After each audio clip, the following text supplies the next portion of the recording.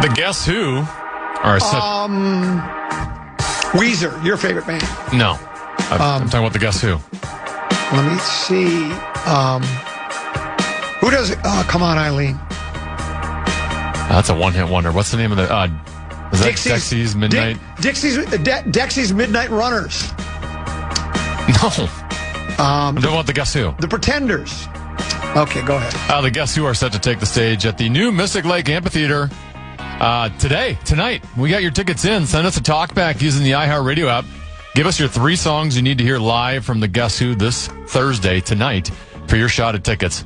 Full rules available at KFAN.com. Keyword contest. Hopefully you'll have an easier time accessing your tickets than I've had. It's a delicate balance here, tend to be. The wallet, what do they call it? There's some kind of wallet I'm supposed to have. Google Wallet. I don't know, somebody pickpocketed me. I just have an Apple Wallet already on my phone, so I've never had to deal with the Google Wallet. This is a Google Wallet, and I think somebody pickpocketed me and took my Google Wallet because I can't find it, but hopefully I get into the... I feel like it shouldn't be this hard. Well, it shouldn't be. And, if I get there and I'm going to say, you don't think I'm going through some type of a charade for the Guess Who, do you? This isn't Springsteen. It's not U2. It's the Guess Who, and I just want to see the show, and it's not going to be sold out. Have you been, emailed the tickets at all? Yeah. Could you show them the email? But they won't care. The person taking the tickets couldn't care. They're going to be 19 years old. They're not going to care.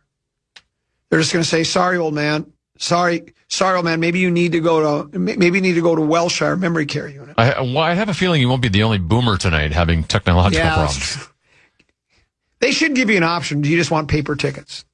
When you would if you had a sport coat, a suit, or a tuxedo, do you know there was a pocket inside that was strictly for your show tickets if you had a fancy coat. So you'd have your regular, breast pockets inside, but then they also had another one that was strictly to put your tickets in. I miss the days of having a physical ticket in my hand. And I get it, okay, boomer. I'm proud to be a boomer. Has any of this Android stuff made you think about changing? No. And I'm proud to be a boomer because I know that yeah. Okay. Let's go ahead and do 534, brought to you by Willow River Company. Time now for 5 questions. Well, actually 3, but 5 sounds like more than 4. Brought to you by Willow River Company. Question number 1. We're gonna win, Twins, we're gonna score. It's now time to delve deep into Twins territory. Crack out a home run, shout a hip hooray! Cheer for the Minnesota Twins today. The Twins were swept by the Los Angeles Dodgers, losing last night's game by a 4-3 margin. Shohei Ohtani struck out 8 hitters over 6 innings. He also added an RBI single as a hitter. Mookie Betts hit his 300th homer of the season. The Dodgers immediately responded to the Twins' 3-run second inning with a 3-run third inning of their own. Joe Ryan struck out 9, but also gave up 8 hits and a walk.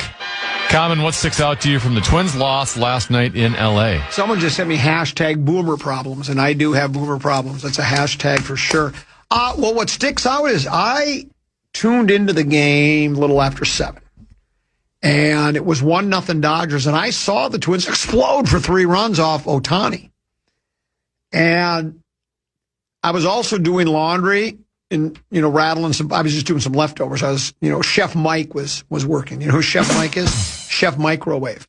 So Chef Microwave was doing. When I came back, I look at it's 4-3. I don't even know how the Dodgers scored their runs. I know swinging a bat and whatever.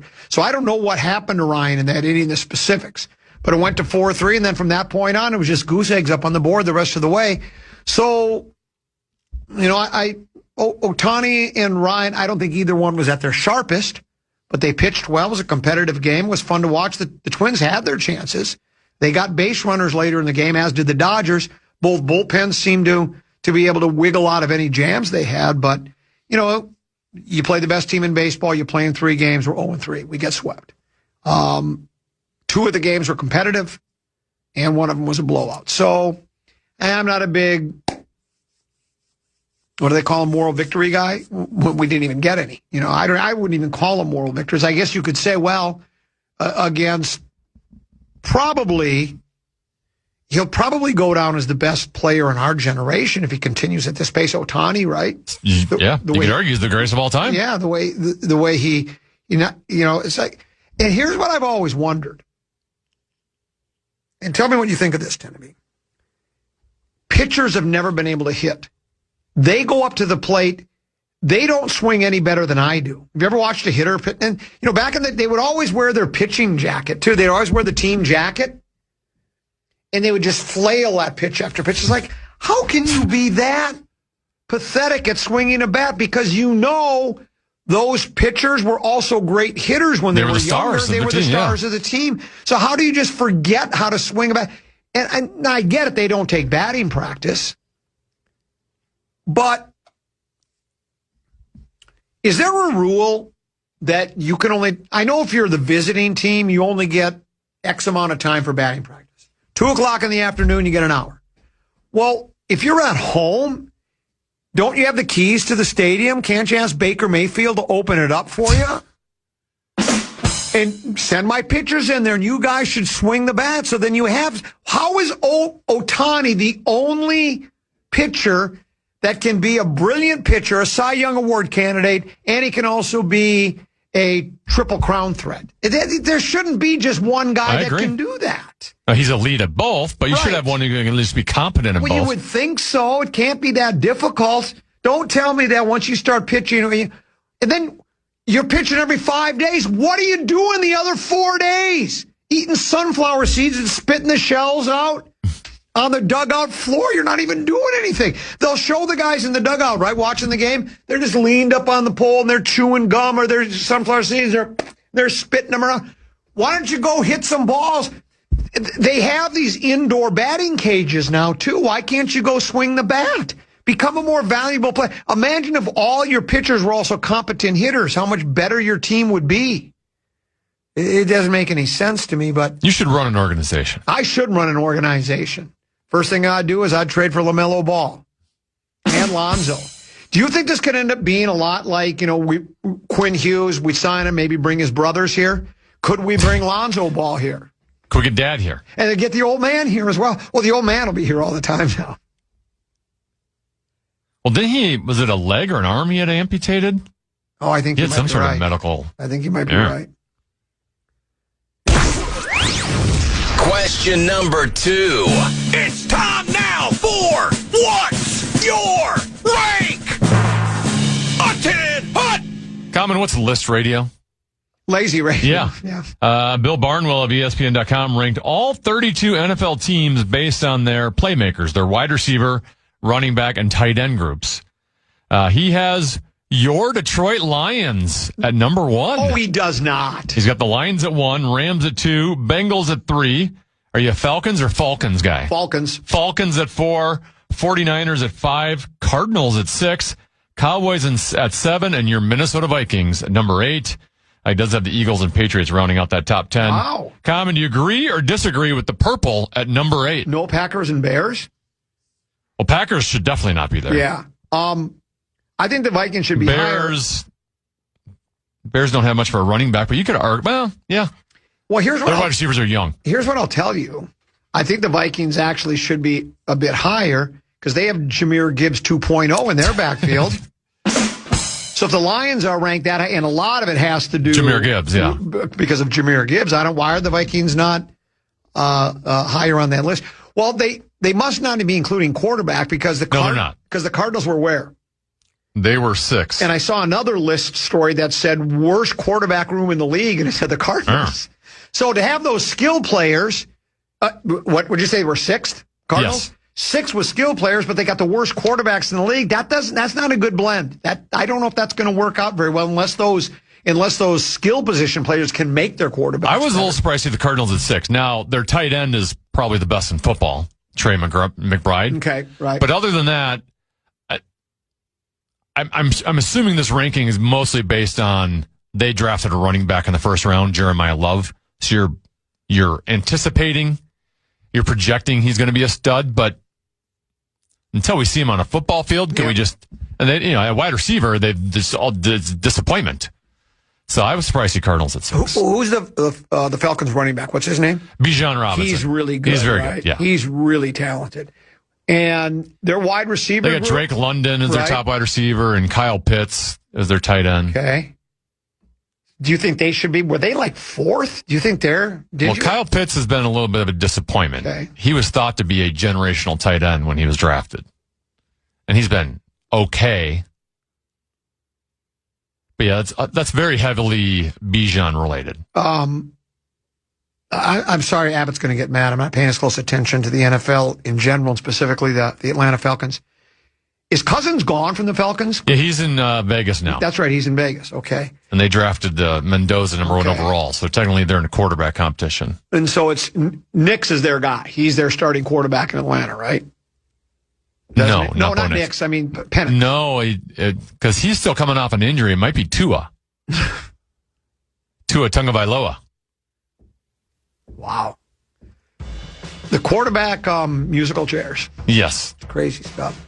Let's take a break. And that's it for today's edition of 5 Questions.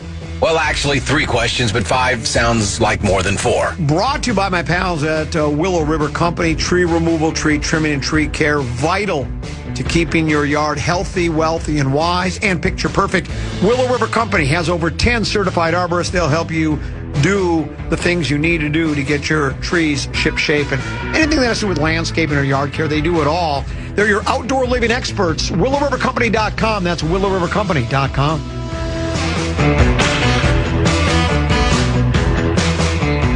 The Common Man. I freaking love him. Yeah, same. He's so awesome. Yeah. He seems like the nicest dude. Weekday Concerts in town? Why not? From Santana, the Doobie Brothers, 311, Snoop Dogg, and more. Your chance to win is waiting. Enter now at KFAN.com. Keyword contest. You know what my favorite Snoop Dogg song is? Raindrops keep falling on my head. Couple 13-14 pastime common. He is 10 to be. Bradshaw and Bryant KFAN text line is wide open and now operating. I finally have my phone back in my control, and I was able to enter my hip cricket code. This one says PST nominee. Common calls Ohtani a triple crown threat. How many stolen bases does he have this year? This guy's just pulling my leg, right? Triple crown does not consist of stolen bases. Consists of home run average, home runs, and as Tenneby would say, Tenneby started the trend of RBI. You did start that trend because everybody forever has always said, how many RBIs does he have in ribbies? But you're right, it's not runs, batted ins. And I took a lot of heat at the time. You did take a lot of heat. I was ahead of my time. Even from me. Yeah. I was doing the old, oh, come on. Would you just stop it already? You know, it's like, do you say data or data? Oh, we're not getting into that. Yeah, that's controversial. Yeah. So, and then there's this one that says, good thing you don't drink anymore, my friend. My friend went there, and this is the new amphitheater. Good thing you don't drink anymore. My friend went there and said, no drinking allowed in the lot. And inside, Budweiser, 16 ounce, $20. Craft 16 ounce, $32. I don't believe it. There's no way. No one's charging that much money. No one would pay that. For one beer? 32 ounce, 16 I wouldn't ounce say I don't believe it because that's the way stadiums and concert venues are going these days. Well, here's what I'll tell you, too. I wrote about this in my book. Did I tell you I wrote a book? You what? Unavailable. Now, they sold out. Over 5,000 books sold to unsuspecting rubes. Sorry about that, but the $25 got you the book. It also included tax, title, license, shipping and handling, and gratuity. I wrote about when I promoted a tough man competition and a heavyweight fight in Kemmer, Wyoming.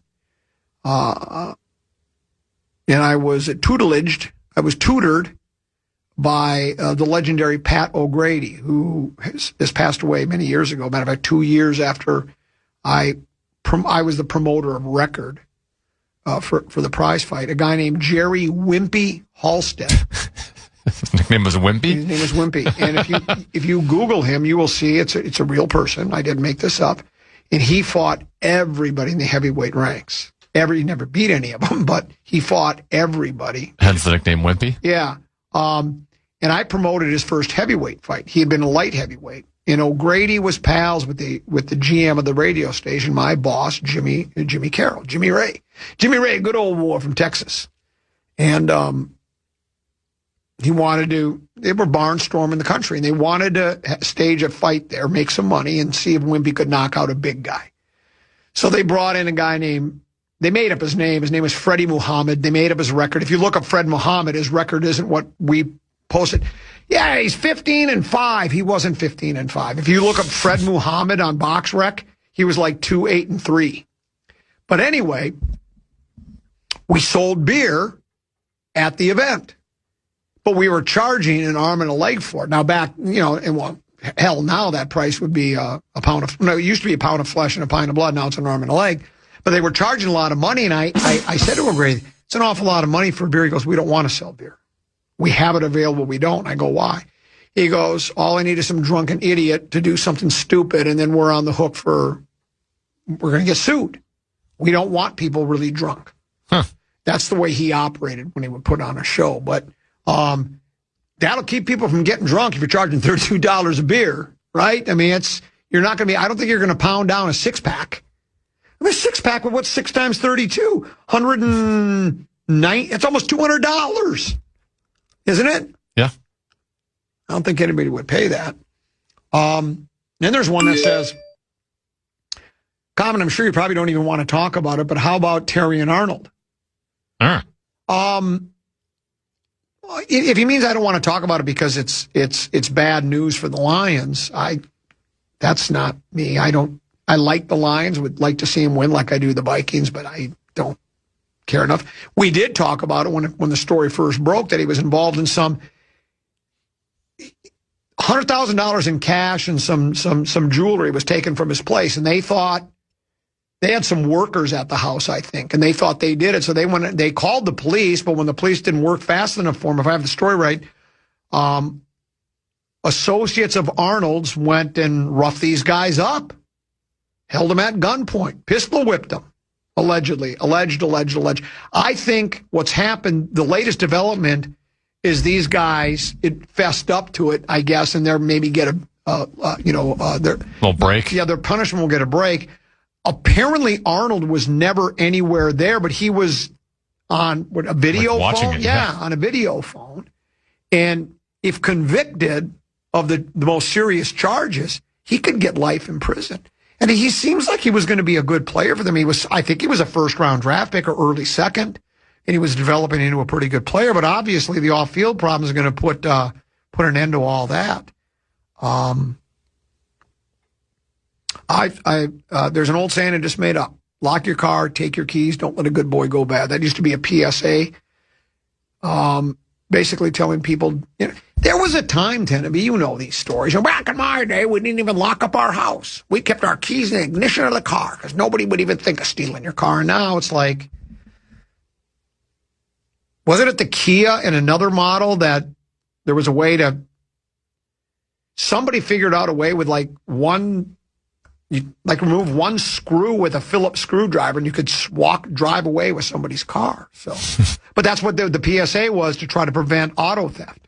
Lock your car, take your keys, don't let a good boy go bad. It's like, well, he was probably going to go bad anyways if he's thinking about stealing a car. It's like, if you walk by a car and there's keys in the ignition, you don't have to steal it. And if you have the thief gene in your DNA, you're going to find something else to steal. You'll hotwire the thing, which I don't know how to do. I never did learn how to hotwire a car, but you can do that. So yeah, the Arnold thing, it's bad for the Lions, but it's worse for him because it looks like there's another old saying, Teneby, that I just made up: don't do the crime if you can't do the time. I like that one. Don't do it. And apparently he's going to be doing time, but that will certainly hurt that club. Someone else said, I don't know if this is true, it says, isn't Mellow Ball the one that started the 6-7 trend? Did he start that? That's what it says here. He was the one that started 6-7. Oh, gosh. Here's a text message that says, whoops, oh no, I lost my screen. Hit the wrong one. See if I can find it again quick. No. I'm going to have to restart.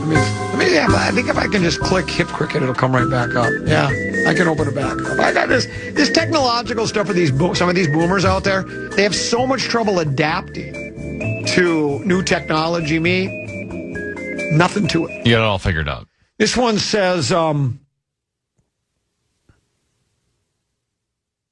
beer prices at the Twins game just came up yesterday at work. I have a coworker that went to a Twins game a week or so ago with two other guys. Each took a turn buying a round. Each round of 3 beers was $90. That can't be. If there's 3 guys, $30. If they're not charging $30 a beer, are they? I mean, I don't purchase beer, but... I don't either. Did you quit drinking? Oh, didn't I tell you? Oh, yeah. No, I quit drinking. How did I quit? I just stopped going to the liquor store. I just said, I'm done. I put the cork in the bottle. Brilliant! Someone is saying that, whoops, almost triggered the wrong one. 6'7" was Philly rapper Skrilla. Skrilla. Do you know anything? Do you know any raps by Skrilla? No, I do not. No. Yeah, I don't either. The more current rappers, I'm not quite up to date on. I'm still living in the 90s when it comes to rap. I mean, $90. It's a lot of dough. Well, it's like, I figured out a way, Tenneby, by the way, with the even if you said $90 for 6 beers, if you had 6 people, I'd still say that's a lot. I would say that's a lot. This text messenger says, I went to see Eric Clapton in Tampa 3 years ago. 1 beer, $23. Drink if you can afford them, I guess. We'll take a break, come back, more controversial Vikings news, a couple of other topics that need to be addressed by Common and Tenneby here on the Common Man program on the Fan.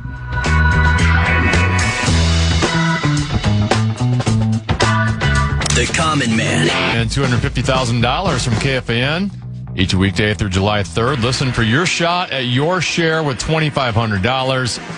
Enter the keyword at KFAN.com beginning at 8 a.m. and make your dream American trip a reality.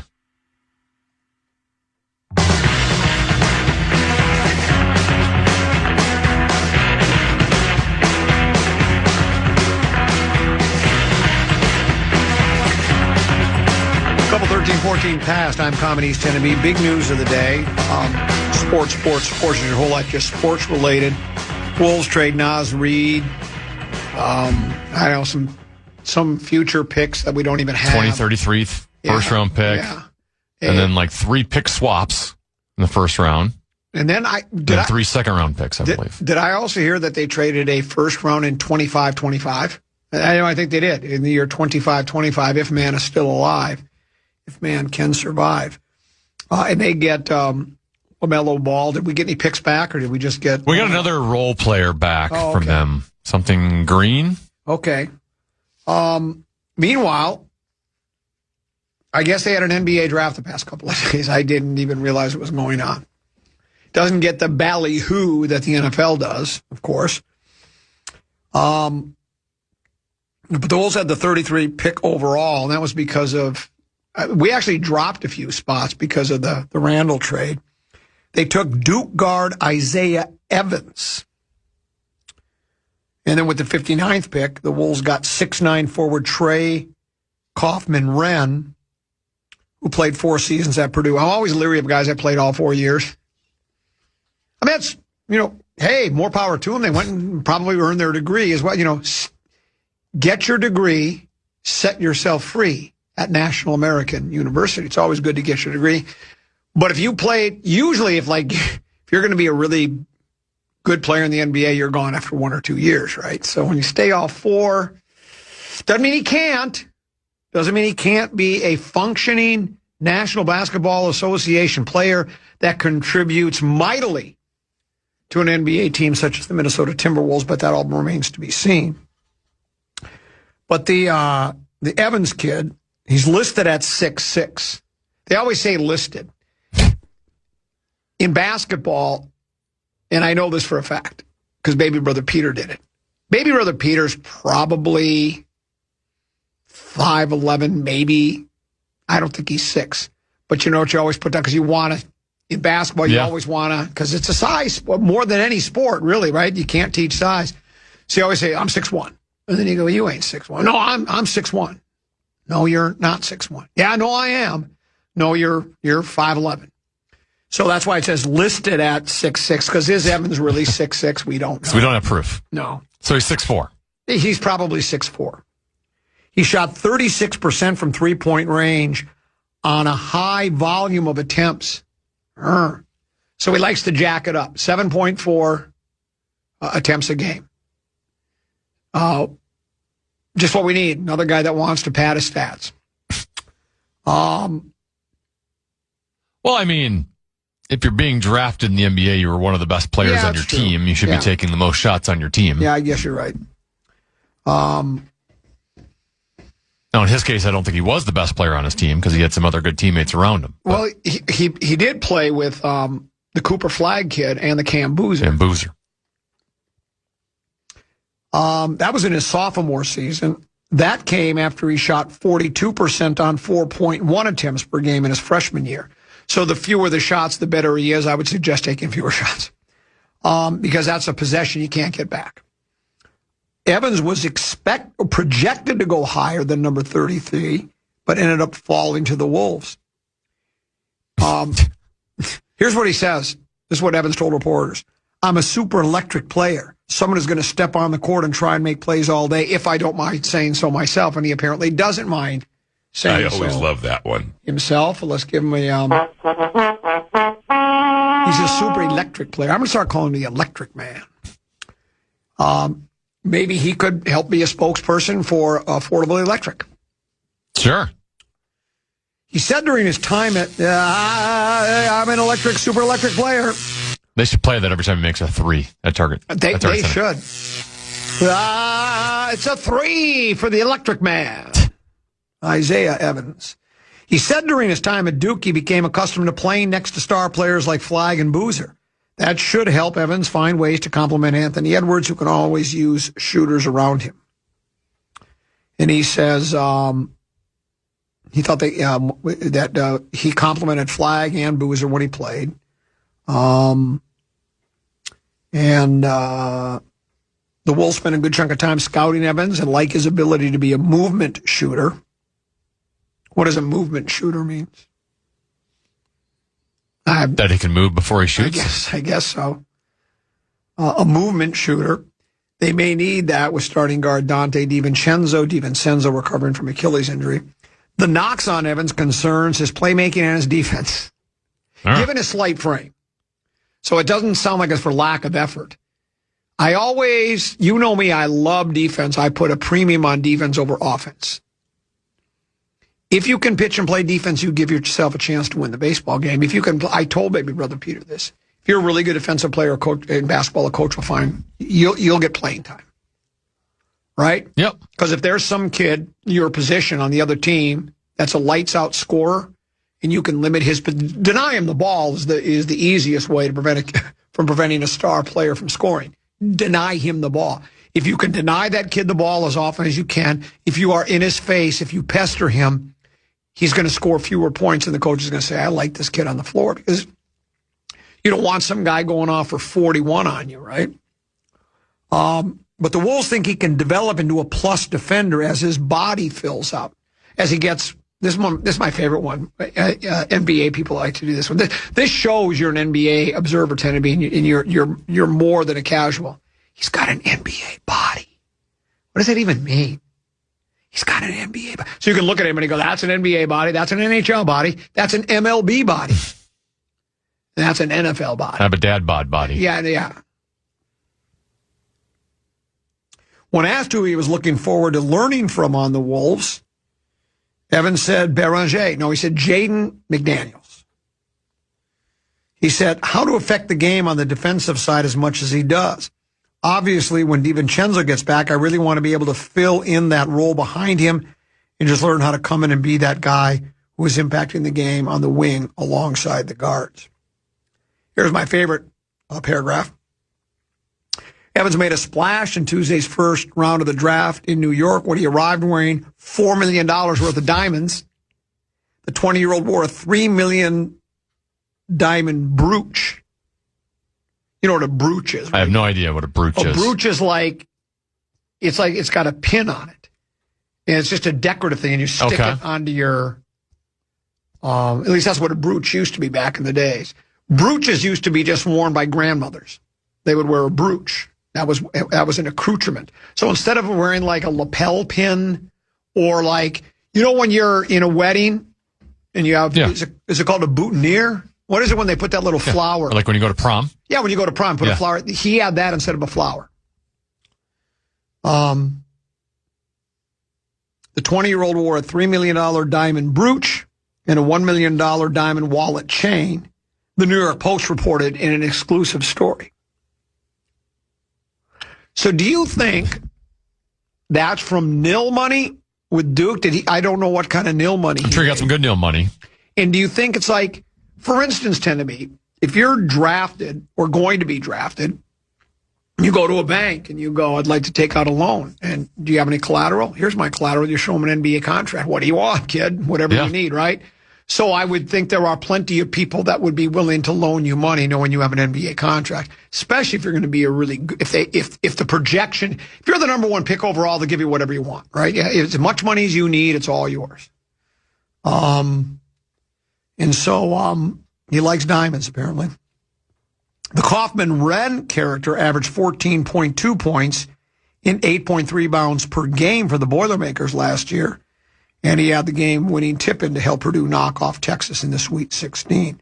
He was a first-team All-Big Ten as a junior and is one of 3 players in Big Ten history to finish with 1,600 points, 750 rebounds, and 225 assists while shooting at least 55% from the field in his career. He's got nice numbers. He sounds like he's a hard worker. Sounds like he's been able to do the things he needs to do to make him good. So maybe he will be a player that can find a spot. Here's the only problem, though. You know how it works in the NBA. He'll never see the floor. They don't play those guys. If you're not, most teams only play what. Remember what a big deal we made of it when Oklahoma State they have a 10-man rotation. Can you believe it? They actually play 10 guys on a regular basis. Most teams, 8, right? You have your 5 starters, and then you have 3 the other guys never play. Even in blowouts, they don't get on the court very much.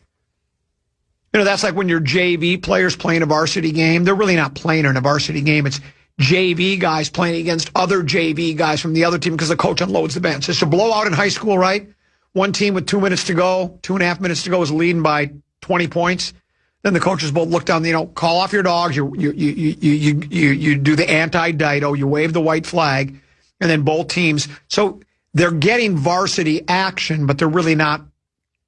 Technically, they're playing varsity basketball, but they're really not. Yeah. It's the same with these guys. They rarely even see the floor. So how do you even develop these guys? Who was the guy that Rosen just loved? The guy that played for Iowa? Jalen Clark? Oh, no. Oh, you're talking about the big man. Yeah. What is his name? You and I are really bad with names, aren't we? You can picture him. We sent him off. Every time when I see the color yellow, all I do is think of him. Do you know that? Tenneby's looking at the name right now for us. I could texted you. Oh, Luka Garza. Luka Garza. Remember, Rosen just loved Luka Garza. And now he plays for Boston, I believe. I think that's where he went.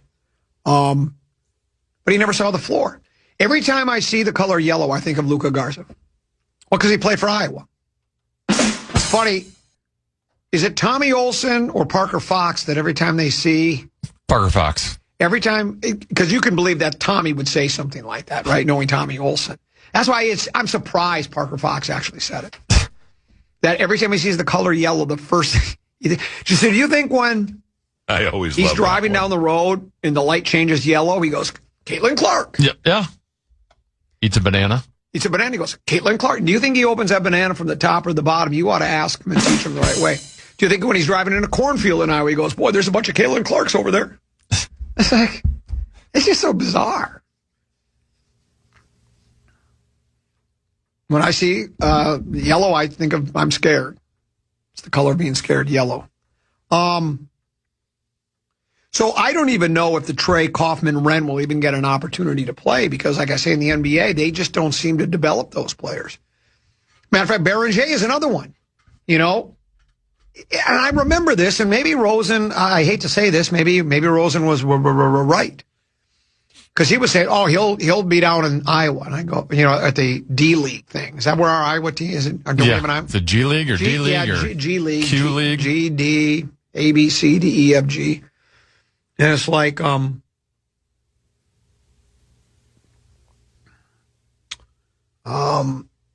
play down there to develop him and go, well, why would you develop him down there? He's going to play a bunch against that's like sending Royce Lewis to the minor leagues. Now, maybe in this case it helped him.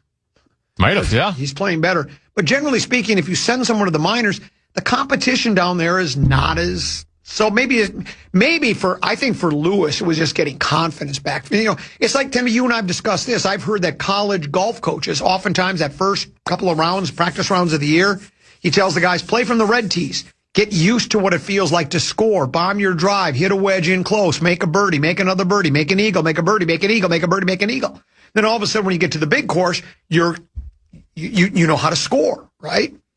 And so maybe playing down in D League, you learn how to, you get your confidence and learn you get how more minutes, right. handle the ball more. But then when you get to the bigs, the players are bigger, they're faster, they're more athletic. And you're playing some of the best players in the world, and so I don't know how it works. So I don't know how Beringer is ever going to get to develop. You know, we talk about, well, now that Randall's gone, Beringer might get more playing time. Well, he needs it, but then it's that chicken or egg. You know, if you're trying to win ball games, can you really put a guy in, you know, and I think I said this before. It's harder to develop like a football player, like a quarterback, because if he makes bad passes, it can cost you the game. If you put Beringer in for 2 minutes a game in the first half, I don't think he's going to be so bad he's going to lose you the game, right? So you give him when you bring Gobert out, put Beringer in and let him play for a couple of minutes and get used to it. That's how I would develop players, and I've got all the answers. You know that. I should be coaching in the NBA. So whether either of these players will develop into functioning NBA players that can help the Wolves remains to be seen. What's with second-round picks? That's all you're asking for, just a functioning NBA player. Yes, that's exactly right. I know your Jokic's emerge every once in a while, but you just want this player to be able to make the roster and be on your team. And yes. I don't want to show the desktop. Here's one that says, common. Sometimes these athletes don't own their jewelry. They wear on big occasions like the draft. Jewelers will allow them to rent the jewelry as a way of advertising for their jewelry store. Well, how are they going to know what jewelry store it is? They don't say, and here comes, with the 33rd pick in the National Basketball Association draft, the Minnesota Timberwolves select Isaiah Reed, who is wearing jewelry from Arthur's Jewelers, the King of Diamonds. They don't say that. There's no sign on that says he doesn't wear like a placard that says this is from Arthur's Jewelers. Arthur should give you some jewelry to rent for tomorrow's Program Pass or Invitational Championship. I didn't even think about that. That's a heck of an idea. Yeah, be bling-blinging on the stream at KFAN.com/watch. Watch from there. Flashing the watch. I'm flashing the watch, the bling. I got this watch from Arthur's Jewelers, the King of Diamonds. God, renting jewelry and then have to give it back after you get used to it. It's feeling good on your arm or the brooch on your chest or the wallet, right? So he's got a... What happens if you lose that? Well, here's the thing. Jewelry. He's got a wallet and the wallet chain. You've seen people, right? Sure. A lot of times it's... You'll see guys that ride motorcycles. They have that. So I think so it doesn't fall out of their back pocket while they're riding the motorcycle, right? Or are they afraid somebody's going to pickpocket them? So you grab the wallet, it's on a chain, and you feel that tug of that chain. You know when someone is dug into your back pocket, right? This would be a case where if you were trying to pick his pocket, it's to get the diamond chain. It's not to get whatever's in the wallet, unless he's got more than $1 million cash in his wallet, which I don't think he does. Do you think a bank... Could you rent that for a night just to show people you have $1 million? Well, maybe a bank would rent you money. Maybe they would. But then you're even further in the hole because you're renting the money. You got to pay them money. You don't get any of the money, so that doesn't even make any sense to me. So I don't know. Brilliant!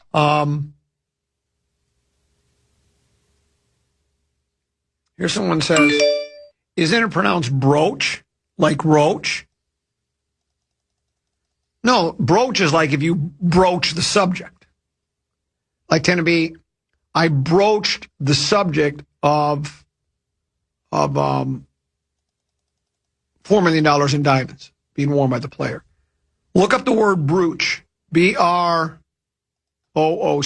and see if I pronounced it correctly. I think it's brooch. I'll go to my grave saying it's brooch. And I'll go to my grave. Brooch or brooch. Either way. Brooch or brooch. Are you a brooch or a brooch guy, tend to be? I like saying brooch better. I do too. And what does it say for the definition? A clasp or ornament having a pin at the back for passing through the clothing and a catch for securing the point of the pin. There you go. I didn't explain it quite like that. That's your Merriam-Webster's dictionary definition of a brooch. But it's a brooch. And he had one that was worth $3 million. $3 million. Then he had to bring it back to the jewelry store afterwards. It's like a rental. It's like when you rent a car. I rented a car from Enterprise. They didn't pick me up, by the way, but I didn't ask them to pick me up. This is how they did it at the San Francisco airport. When I drove back, usually, in my experience, someone will come up and they'll have that little credit card taker with them. And they'll start looking at your car. Both on when I rented it at SFO and when I brought it back, they never looked at the car. Because usually they look it over to make sure, so if you bring it back with a dent, they can go, hey, when you took this, there was no dent on that. What happened, right? And if you didn't buy insurance from them, you have to file a claim with your insurance company to pay for it. They didn't even look at the car. It was the easiest in and out I've ever had at a airport rental. I drove it up and they said, you got everything? I go, yep. He goes, okay, thanks, you're good to go. You want a receipt or you want it emailed? I said, email it to me. That was it, and walked off. I could have sideswiped the entire side of the car and they didn't even look to see. And once you leave and they say you're good to go, all bets are off, right? I don't think they could do anything about it. I mean, they have the credit card information, so they still could go back. Oh, yeah, but I could retroactively. Yeah, but you could still say, well, no, when I brought it back, it was fine.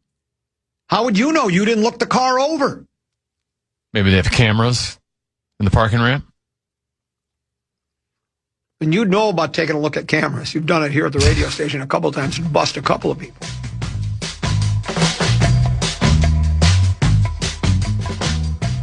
You know what else they don't do at SFO? I've asked you this before. You've never curb checked your luggage, right? Where when you get out of the car, when you're arriving, there's a guy there, Sky Cap. We did at the airport. Yeah. Last time, yeah. Yeah, so Sky Cap guy's there, right? My wife's in line, and I'm talking to security gal. I'm trying to. I tell you, this story is very controversial. I'm going to talk about it on the other side of the break. Plus, we got some other sports stuff to get to. I promise you. So we'll take a break. We'll come back. One more hour to go here on the Common Man program on the Fan.